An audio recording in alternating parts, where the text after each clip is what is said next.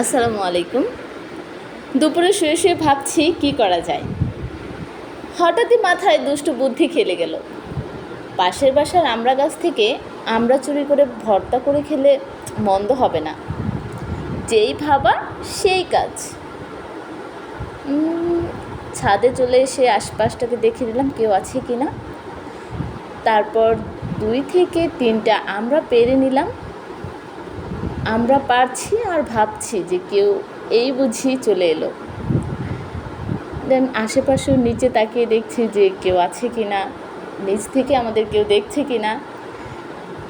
যাক বাবা, বাঁচা গেল, কেউ আমাদের দেখছে না। তারপর আমড়াগুলোকে নিয়ে ভালোভাবে ধুয়ে নিলাম। এখন ভাবছি কি দিয়ে কাটা যায়, কিছুই তো নিয়ে আসি নেই। দেন বোনকে পাঠালাম বটির জন্য। বোন চলে আসছে বটি নিয়ে। এবার আমড়াগুলোকে ভালোভাবে কেটে নিচ্ছি। 3-4টা মরিচ দিয়ে দিলাম, তারপর পরিমাণ মতো লবণ।